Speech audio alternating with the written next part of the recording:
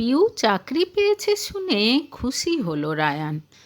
যাক, সারাদিন বাড়িতে বসে থেকে আর বোর হতে হবে না তোমাকে। হ্যাঁ, আর তোমার মা বোনও শান্তি পাবে। সারা দিন আর ওদের আমার মুখ দেখতে হবে না। মুখ বাঁকিয়ে বলে পিউ। চাকরিতে ঢুকে বেশ মন দিয়ে কাজ করা শুরু করে দিল সে। সে জানে শ্বশুরবাড়ি থেকে বেরিয়ে আসতে হলে আগে তার পায়ের তলার মাটি শক্ত করতে হবে। মা বাবা এত তাড়াতাড়ি তাকে মেনে নেবে না। সুযোগ বুঝে ধীরে ধীরে তাদের মন থেকে রাগ অভিমান দূর করতে হবে। আবার এইদিকে পল্লবকেও একটু একটু করে তার নিজের দিকে আকৃষ্ট করতে হবে। তার মনে বিশ্বাস আছে ধীরে ধীরে সে সব কিছু ঠিক করে নিতে পারবে। শুধু গলার কাঁটা বলতে হিয়া, ওকে সরিয়ে ফেলতে পারলে আর কোনো বাধা থাকবে না। নিজের যা কিছু প্রাপ্য সবই ঠিকঠাক বুঝে নেবে সে। মাসখানেক যেতে না যেতেই সে যে আর রায়ানের সঙ্গে থাকবে না সে কথা তাকে জানিয়ে দিল পিউ। আশ্চর্য হয়েছে দেখল রায়ানের মধ্যে বিশেষ কোনো ভাবান্তর হলো না। এমনকি রাগ কিংবা অভিমান কোন কারণে সে এরকম সিদ্ধান্ত নিচ্ছে সেটাও জানতে চাইল না রায়ান। বরং পিউ চলে যাবে শুনে খানিকটা যেন স্বস্তি পেল সে। দেখো, যা ভালো বোঝো করো। কোনো দিন তো তুমি কারো কথা শুনে কাজ করো না। নিজে যা চাও সেটাই করো। আজও তাই করবে। নিস্পৃহ গলায় বলল রায়ান। রায়ান যে তাকে একবারও কিছু বলল না সেটা নিয়ে একটু খারাপ লাগলেও পিউ সেটা বিশেষ পাত্তা দিল না। কিছু পেতে গেলে কিছু তো হারাতে হবেই। তাছাড়া পল্লবের সঙ্গে সব কিছু ঠিকঠাক হয়ে গেলে সে তো তার হারানো সব কিছু ফিরে পাবে। মনে মনে ভাবল পিউ। আপাতত এখন কিছুদিন একটা মেসে থাকবে সে। পল্লবের সঙ্গে টাকা অ্যাডভান্স দিয়ে এসেছে সে। মেসটা তার মোটামুটি পছন্দ হয়েছে। সবচেয়ে বড় ব্যাপার, মেসটা পল্লবের অফিসের একেবারে কাছে। মনের আনন্দে এক ছুটির দিনে জিনিসপত্র নিয়ে মেসে চলে এলো পিউ।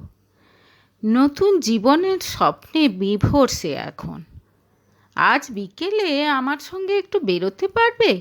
কিছু কেনাকাটা করতে হতো। দু একদিন পর দুপুরে পল্লবকে ফোন করে জিজ্ঞেস করল পিউ। এই কেনাকাটার ব্যাপারে আমাকে রেহাই দাও প্লিজ। শপিংয়ে যেতে আমার একটুও ভালো লাগে না। কেন, হিয়াকে নিয়ে শপিংয়ে যাও না বুঝি? হ্যাঁ, তা তো যেতেই হয়, ওই বাধ্য হয়ে। তাহলে এবারও বাধ্য হয়েই চলো, আবদারের সুরে বলে পিউ। তুমি বরং হিয়াকে সঙ্গে নিয়ে যাও।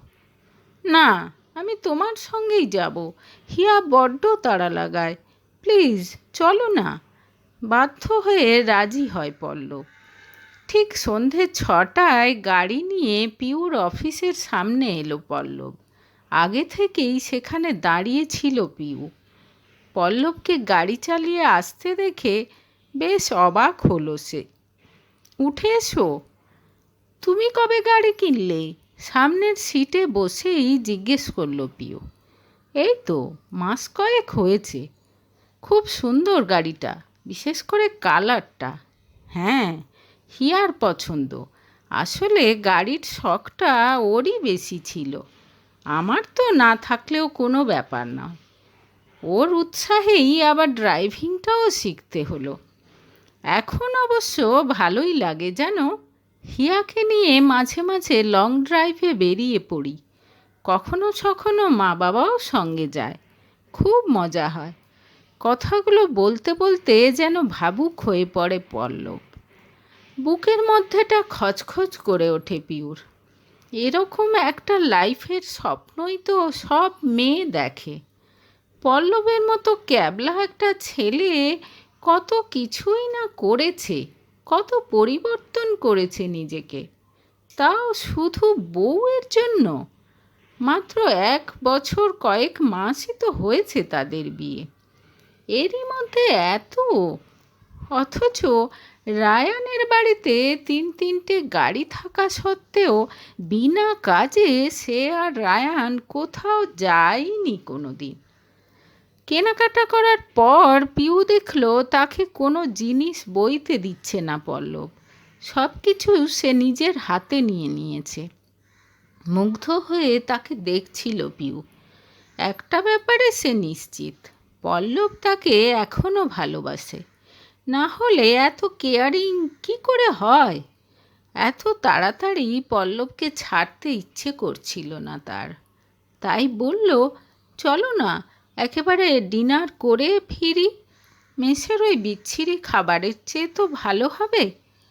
ওরে বাবা, একেবারেই পারবো না, হিয়া না খেয়ে বসে থাকবে। অবশ্য তুমি চাইলে খেয়ে নিতে পারো, আমি না হয় বসছি, বলল পল্লব। হিয়া হিয়া আর হিয়া, রাগে গা রিরি করে উঠল পিউর। এরপর নানা অছিলায় সময়ে অসময়ে পল্লবকে ডেকে পাঠাতে শুরু করে পিউ।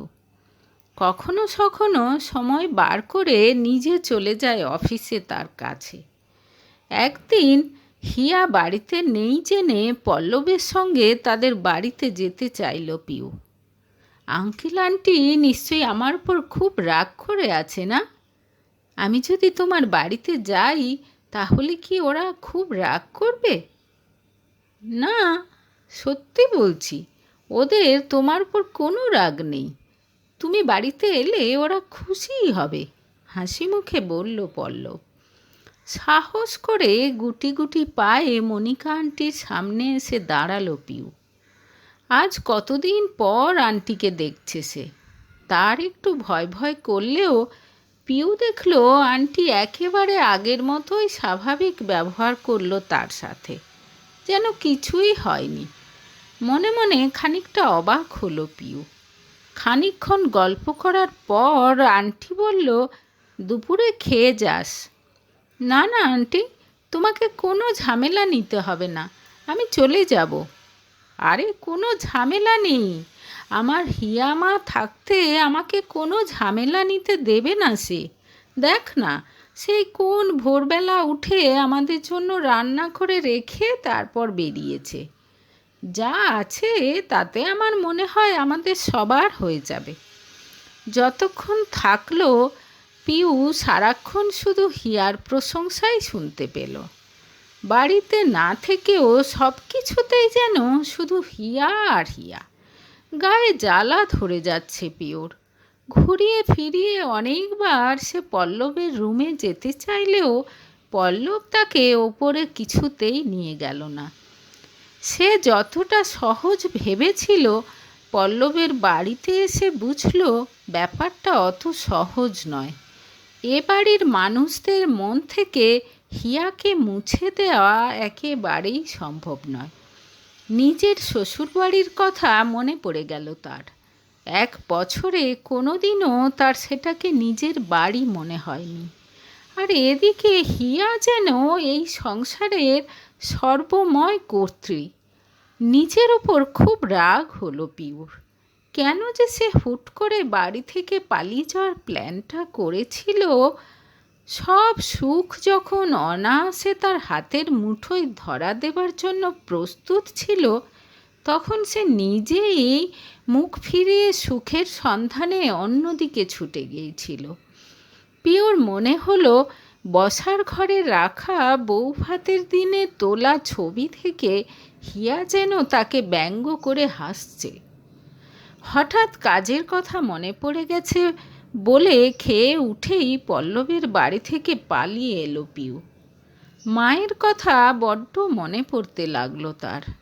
এখন সে বুঝতে পারছে মা তার জন্য হীরের টুকরো ছেলেই পছন্দ করে রেখেছিল। কয়লার পেছনে ছুটতে গিয়ে সেই হীরে এখন হিয়ার আঙুলে জ্বলজ্বল করছে। ভীষণ আফসোস শুরু হলো পিউর। মার সঙ্গে কথা বলতে খুব ইচ্ছে করলো তার হঠাৎ, কিন্তু না, সে যে ফিরে এসেছে এই খবরটা সে নিজে মাকে দেবে না। মনিকা আন্টি নিশ্চয়ই বলে দেবে। এর মাস দুয়েক পর জেলে বসে নিজের কৃতকর্মের কথা ভাবছিল পিউ। পল্লবকে ফিরে পেতে বদ্ধপরিকর হয়ে সে বোধহয় খানিকটা বাড়াবাড়ি করে ফেলেছিল। পল্লব যে আসলে ভদ্রতার খাতিরে তার সঙ্গে ভালো ব্যবহার করছে সেটা ততদিনে বুঝে গেছিল সে। হিয়াকে সে নিজের প্রাণের চেয়ে বেশি ভালোবাসে। পল্লবের মুখে কথা শুনে একেবারে দিক বিদিক জ্ঞানশূন্য হয়ে গেছিল পিউ। খানিকটা যেচেই সেদিন হিয়ার থেকে নেমন্তন্ন আদায় করে নিয়েছিল সে। পল্লব সেদিন বাড়িতে ছিল না, অফিসের কাজে বাইরে গেছিল। সে যাবে বলতে অনেক রকম রান্নাবান্না করেছিল হিয়া। আঙ্কেল আন্টি, তোমরা বরং আগে খেয়ে নাও, তোমাদের তো আবার ওষুধ খেতে হবে, দেরি হয়ে যাবে। আমি আর হিয়া দুই বন্ধু একসঙ্গে বসে খাবো, অনেক গল্প জমে আছে আমাদের। প্রস্তাবটা দিয়েছিল পিউ, যাতে হিয়াকে একা পাওয়া যায়। টেবিলে সব খাবার বেড়ে দুজনে খেতে বসেছিল তারা। এই হিয়া, আচার নেই? থাকলে দে না। খাওয়া শুরু করেই বলেছিল পিউ। রিনা, আচারটা দিয়ে যাও না, কাজের মেয়েটার উদ্দেশ্যে বলেছিল হিয়া। বৌদি, আচারের শিশিটা তো এখানেই ছিল, পাচ্ছি না তো। খানিকক্ষণ খুঁজে না পেয়ে বলল রিনা।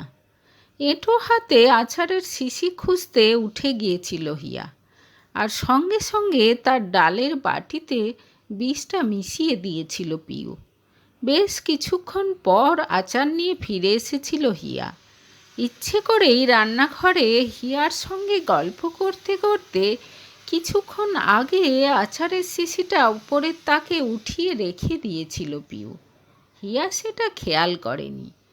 দেখ তো, কত দেরি হয়ে গেল, রিনারই কাণ্ড হবে, ওপরে রেখে ভুলে গেছে। আচার হাতে ফিরে এসে বলেছিল হিয়া। তারপর পুরো ডালটা দিয়েই ভাত মেখে খেয়ে নিয়েছিল সে। এরপর 3 দিন হসপিটালে জমে মানুষে টানাটানির পর সুস্থ হয়ে বাড়ি ফিরে আসে হিয়া। পুলিশ এসে জিজ্ঞাসাবাদ করায় কাজের মেয়েটা পিউর ওপর তার সন্দেহের কথা জানায়। পল্লব এবং তার মা বাবা ব্যাপারটা চেপে যেতে চাইলেও পিউর মা কিন্তু কিছুতেই চুপ করে থাকতে পারেন না। পুলিশ নিয়ে সেদিন রাতে পিউর মেসে গিয়ে সার্চ করান তিনি। ডাস্টবিন থেকে উদ্ধার হয় সেই বিষের শিশি, যে বিষ হিয়ার শরীরে পাওয়া গেছে। অ্যারেস্ট করুন ওকে অফিসার, ওই হিয়ার খাবারে বিষ মিশিয়েছে, রুদ্রমূর্তি ধারণ করে বলেছিলেন পিউর মা। আমাকে ক্ষমা করে দাও মা, আর কখনো এরকম ভুল করব না। কাতর আবেদন জানিয়েছিল পিউ, কোনো লাভ হয়নি। এই শাস্তিই বোধ হয় আমার প্রাপ্য ছিল। নিজের মনে ভাবতে ভাবতে বুক চিরে দীর্ঘ নিঃশ্বাস বেরিয়ে আসে পিউর।